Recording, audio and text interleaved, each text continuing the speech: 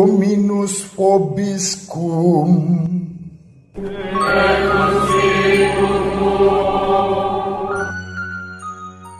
Sahabat peradaban kasih ekologis yang terkasih, selamat berjumpa dalam Renungan Harian bersama saya, Romo Alois Budi Purnomo, melalui channel ini. Semoga panjenengan selalu sehat, tetap semangat tanpa sambat, dan selalu bahagia. Kebahagiaan yang bersumber dari Tuhan Allah kita. Mari kita awali perjumpaan kita dengan bersatu di dalam doa. Dalam nama Bapa dan Putra dan Roh Kudus. Amin. Agunglah karya Tuhan. Aku bersyukur kepada Tuhan dengan segenap hati dalam lingkungan orang-orang benar dan dalam jemaah. Besar perbuatan-perbuatan Tuhan layak diselidiki oleh semua orang yang menyukainya. Agung dan bersemarak pekerjaannya, keadilannya tetap untuk selama-lamanya, perbuatan-perbuatannya yang ajaib dijadikan peringatan. Tuhan itu pengasih dan penyayang. Kepada orang takwa diberikannya rejeki, selama-lamanya ia ingat akan perjanjiannya, kekuatan perbuatannya ia tujukan kepada umatnya, dengan memberikan kepada mereka milik pusaka para bangsa. Kemuliaan kepada Bapa dan Putra dan Roh Kudus, seperti pada permulaan, sekarang, selalu, dan sepanjang segala abad. Amin.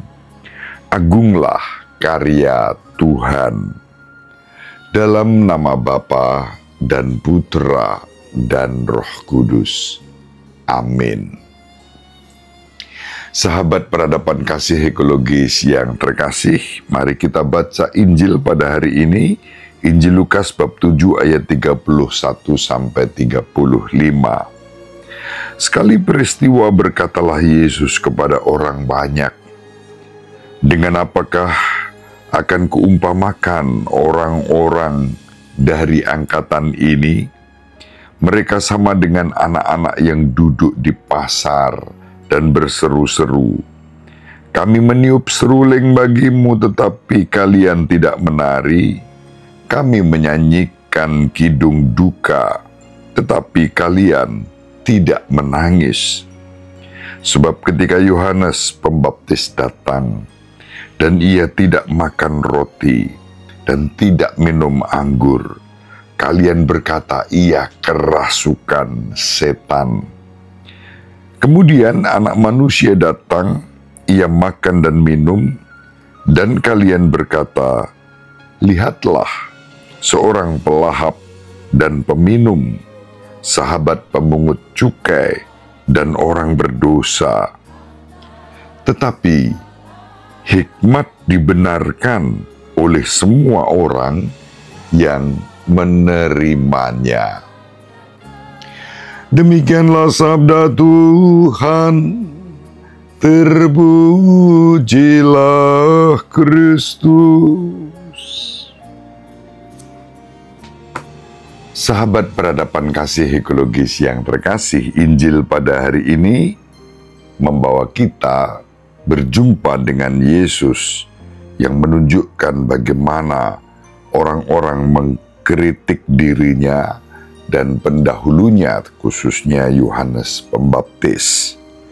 Hal ini mengingatkan kita betapa cepat kita menghakimi seseorang, melabeli orang tertentu, dan kemudian mengabaikan mereka. Mudah sekali orang memberi stigma yang negatif terhadap seseorang, bahkan sebelum kita mendengarkan kesungguhan dan kedalaman hatinya, atau bahkan mungkin berbicara empat mata, atau setidaknya bersama-sama berjumpa dengan yang bersangkutan, mendengarkan secara objektif.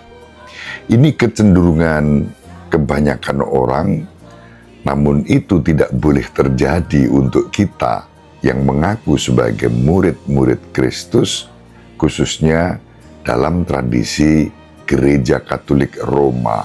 Selalu yang diutamakan adalah positive thinking, paradigma positif dalam menghargai, menghadapi orang lain.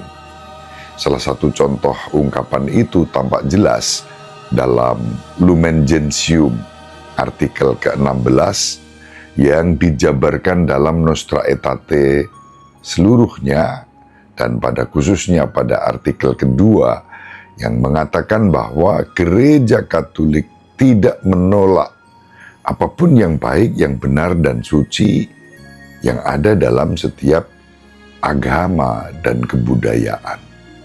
Melihat kebaikan dalam semua hal itu menjadi salah satu kunci dari pewartaan sukacita Injil.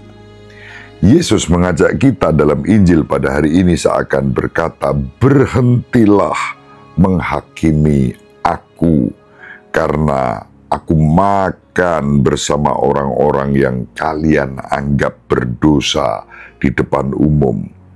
Aku berusaha untuk memenangkan mereka dan membawa mereka dari kehidupan dosa menuju kehidupan yang penuh rahmat dan kebajikan ilahi."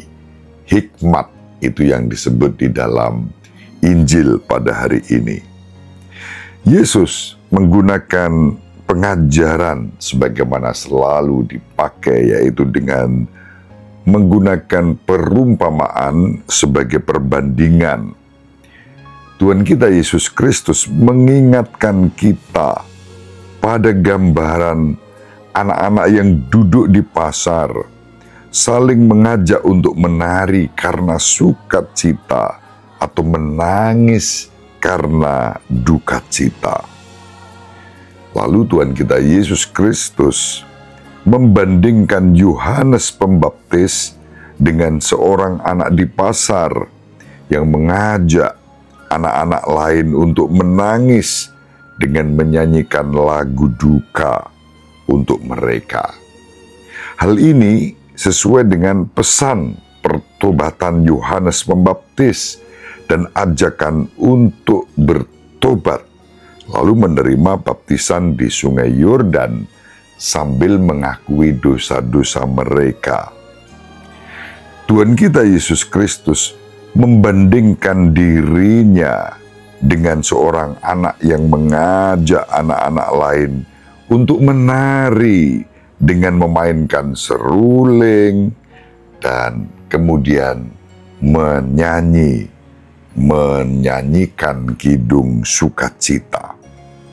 Hal ini sesuai dengan perkataan dan tindakan Yesus sendiri, seperti menghadapi saat perjamuan di Kana, menghadiri pesta pernikahan, makan di rumah orang-orang berdosa, sebagaimana dilakukan terhadap Matius, si pemungut cukai.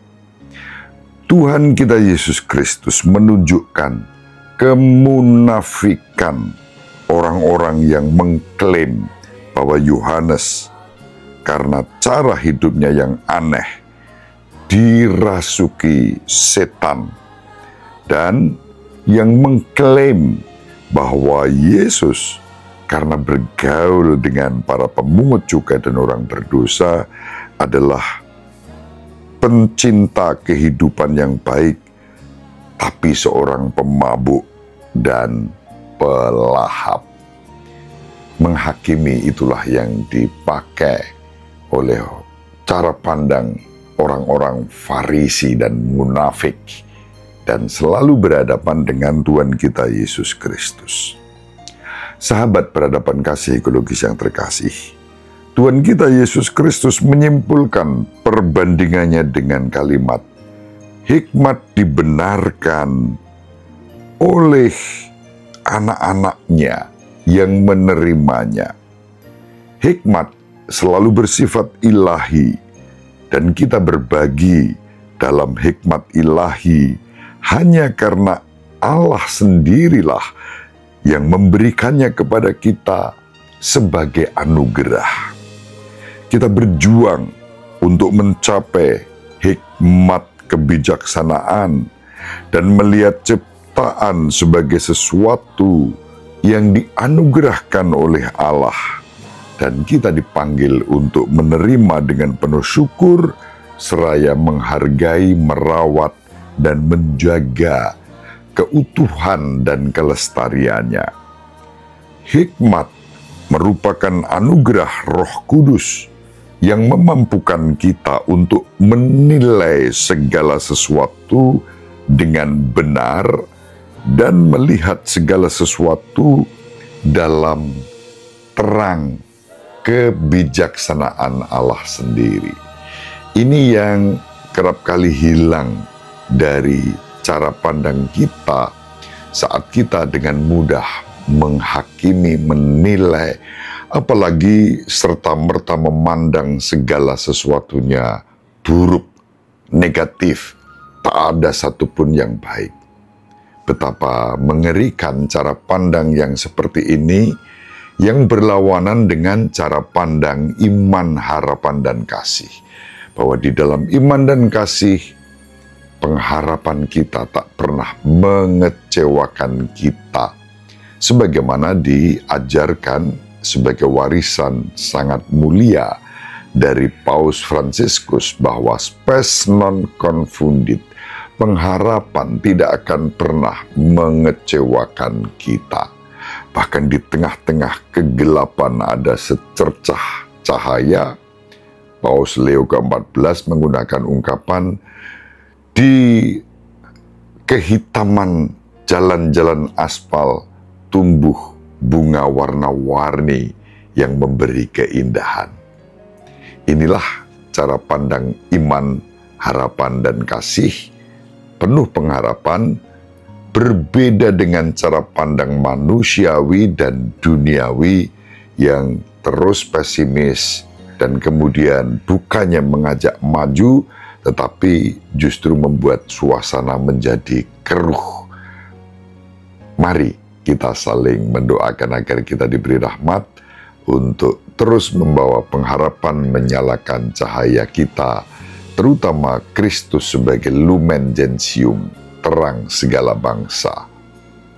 Semoga bermanfaat. Ibu Maria dan Bapak Yosef selalu mendoakan kita. Semoga sahabat peradaban kasih ekologis yang terkasih bersama seluruh anggota keluarga dimanapun berada dibimbing, dilindungi dan diberkati oleh Allah yang Maha Kuasa, Bapa dan Putra dan Roh Kudus. Amin. Terima kasih, salam sehat, tetap semangat tanpa sambat, selalu bahagia. Kebahagiaan yang bersumber dari Tuhan Allah kita.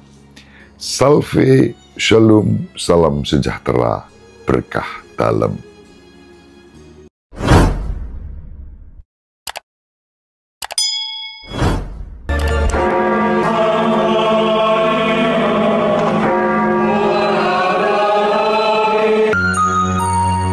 Sahabat peradaban kasih yang terkasih, sampai jumpa pada episode berikutnya. Terima kasih atas kebersamaan kita. Salam peradaban kasih ekologis, berkah dalam.